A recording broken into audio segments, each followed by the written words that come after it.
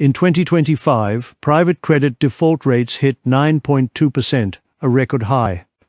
Yet the lenders profiting most weren't the ones preventing collapse. They were the ones engineering it. The system doesn't fail despite their intervention. It fails because of it. Welcome. You're now entering the incentive layer. Chapter 1, the weaponization of debt. To understand how private credit transformed from a lending mechanism into a predatory system, we need to look at what changed in the architecture of corporate debt. Traditionally, banks lent to companies with strict rules. Covenants required borrowers to maintain certain cash flow levels, limited additional borrowing, and forced early intervention if the business deteriorated. If a company breached a covenant, lenders could step in, renegotiate, or demand repayment before the situation became terminal. The system was designed to preserve going concerns. Private credit operates differently. It emerged as an alternative when banks retreated after 2008, offering direct loans to middle-market companies outside the regulated banking system. By 2024, this market had grown to over $1.5 trillion. But the mechanism that enabled this growth wasn't just the availability of capital, it was the removal of the traditional safeguards. The key innovation was the covenant-lite loan. As of year-end 2024, these instruments represented 91% of outstanding U.S. leveraged loans. That's about $1.29 trillion. New issuance in 2024 was 93% covenant-lite. These loans strip out the financial maintenance covenants that once allowed lenders to intervene early. There are no quarterly tests for debt coverage ratios, no triggers forcing renegotiation when performance drops, no early warning system. This is where the mechanism reveals itself. The lender isn't trying to prevent default, they're optimizing for a different outcome. In a traditional covenanted loan, the lender's incentive aligns with the borrower's survival. If the company struggles, the lender can force restructuring while the business still has value. Recovery rates average 66% for covenanted loans in default. In a covenant-lite structure, the lender can't intervene until the borrower actually misses a payment. By then, the company is often terminal. Recovery rates drop to 57%. The lender loses more money, but only if they are the only lender. If they are not, if they hold a senior secured position while others hold junior debt or equity, they may actually profit from the timing of collapse. This is where the main problem starts. But this is only what it looks like at first. The most surprising part comes next. The private credit market isn't a monolith. It contains different lenders with different incentives. Some are direct lenders trying to build long-term relationships. Others are distressed specialists who actively profit from restructuring. The covenant-lite structure allows these incentives to coexist in the same capital structure, creating a misalignment that the borrower can't see until it's too late. When a company takes a covenant-lite loan, they believe they're buying flexibility. They aren't required to maintain strict financial ratios. They can operate through downturns without lender interference. But what they're actually buying is time for the lender to position themselves for an optimal exit, not necessarily for the company to recover. The numbers tell the story. In 2024, 85% of defaulted loans were covenant-lite structures. In 2022, it was 91%. The composition of defaults reveals what the aggregate default rate hides. These loans don't prevent distress. They delay recognition of it until the only option is liquidation or a distressed exchange that wipes out existing stakeholders. So why hasn't this collapsed yet? Chapter 2. The Dividend Recapitalization Trap. If covenant-lite loans remove the guardrails, dividend recapitalizations convert the vehicle into an extraction mechanism. The combination is where the system becomes truly predatory. A dividend recapitalization works like this. A private equity-owned company takes on new debt, not to fund operations, not to invest in growth, but to pay a cash dividend to the private equity sponsor. The company becomes more leveraged, more fragile, while the sponsor extracts value regardless of future performance. Research on dividend recaps reveals the mechanism clearly. These transactions increase the probability of bankruptcy by 2.1 percentage points, a 60% increase relative to the baseline default rate. When dividend recaps occur, the sponsor is systematically shifting value away from creditors to themselves. The new debt issued to fund the dividend often carries higher interest rates, averaging 21 basis points higher spreads than comparable loans. The market recognizes the increased risk, but the transaction proceeds anyway. The reason is structural. Private equity funds have finite lives, typically 10 years. The sponsor needs to return capital to limited partners to demonstrate performance and raise the next fund. A dividend recap allows them to realize returns without an actual exit.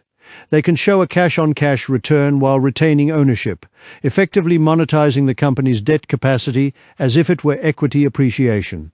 If we remove all the complicated words, the system is actually simple. The sponsor extracts value today. The company bears the risk tomorrow. The lenders financing the dividend are often different from the lenders who will deal with the bankruptcy.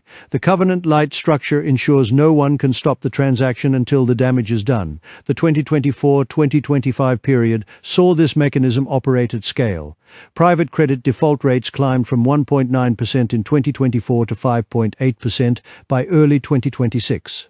But the composition of distress is more revealing than the aggregate numbers. Fitch recorded 11 default events in February 2026 alone, nearly double the 2025 monthly average.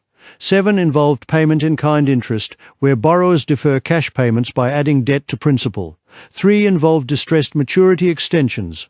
1 was an uncured payment default. These aren't sudden business failures. They are managed descents. The PAC interest allows companies to pretend they're current on obligations while actually increasing leverage. The maturity extensions kick the can down the road. The system is designed to avoid the moment of reckoning until the lenders are positioned to benefit from it. This is where we need to check the numbers. Do the incentives actually align with tactical bankruptcy? The evidence suggests they do. Healthcare services, the sector with the highest number of unique defaulters in 2025-2026, saw private credit lenders increasingly willing to take over ownership of distressed firms rather than force liquidation.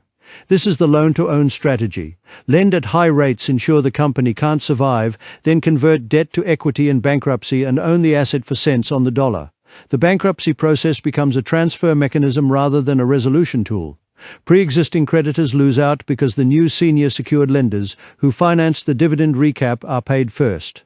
The private equity sponsor has already extracted their return. The remaining value flows to the distressed specialist who engineered the default. Chapter 3. The opacity premium. Every system that prioritizes liquidation over longevity requires one essential ingredient: opacity. The private credit market has perfected this. Unlike public debt markets, where loans trade on transparent exchanges with visible pricing, private credit operates in the dark. Loans are held on lender balance sheets or in private funds. There's no daily mark-to-market. Valuations are based on internal models, not observable transactions. This opacity serves a specific function. It allows lenders to avoid recognizing losses until they choose to. The mechanism works through amend and extend agreements and payment-in-kind provisions. When a borrower can't make cash interest payments, the lender accepts PIK interest instead, adding the owed amount to the principal balance. The loan appears current.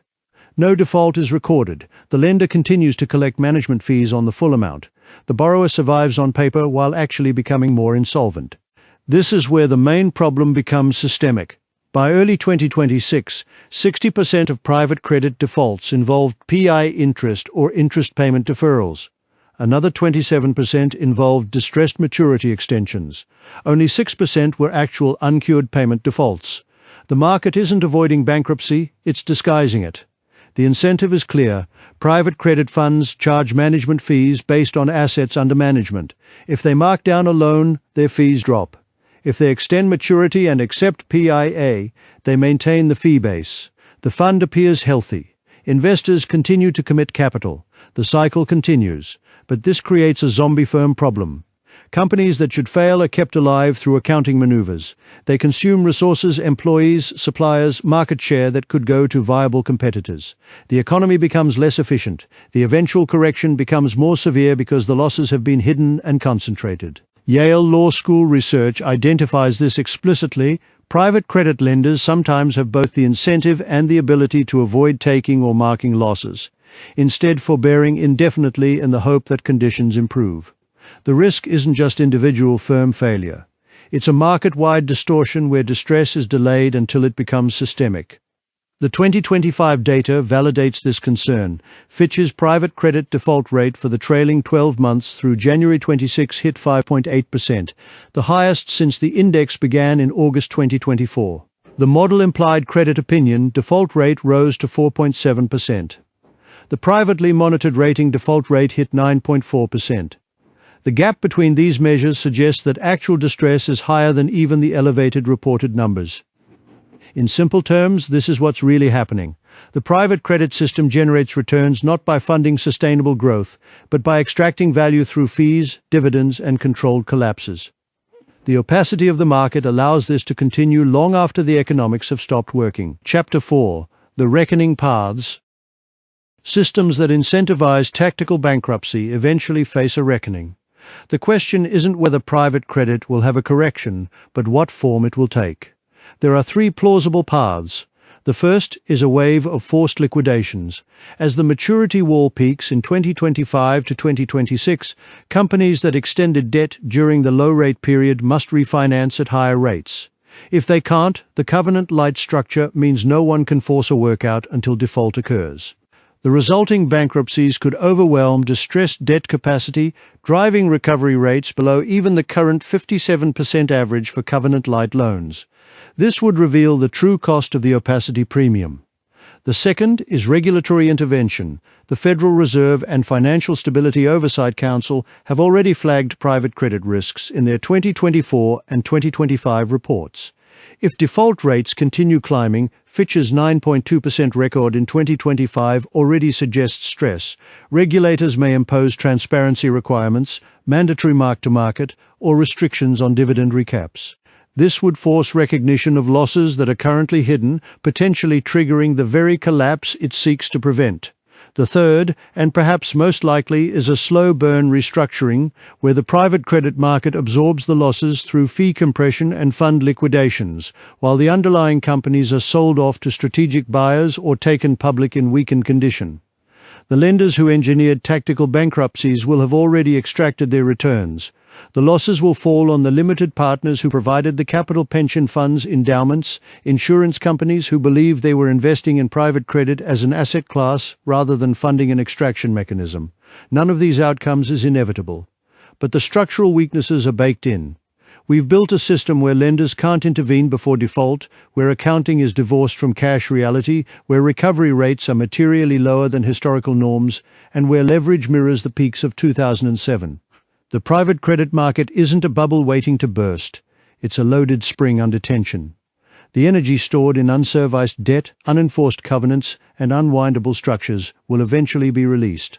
What would it take for that release to begin? The unresolved exposure is this. When lenders profit more from controlled collapse than from operational success, the incentive to build sustainable businesses disappears. Private credit has created a class of financial engineers who are rewarded for designing failure modes, not preventing them. The system works until the supply of extractable companies runs out, or until the limited partners who fund it realize what their capital has actually built. The constraint is time. Not the time until the next default, but the time until the narrative shifts from private credit outperforms to private credit extracts. When that shift occurs, the capital flows that enabled this system will reverse. And the companies left standing will be those that never took the covenant-lite loan, never did the dividend recap, never traded sustainable growth for a tactical bankruptcy. What company do you see that survived because its lenders refused to let it fail, and what would it take to bring that kind of lending back?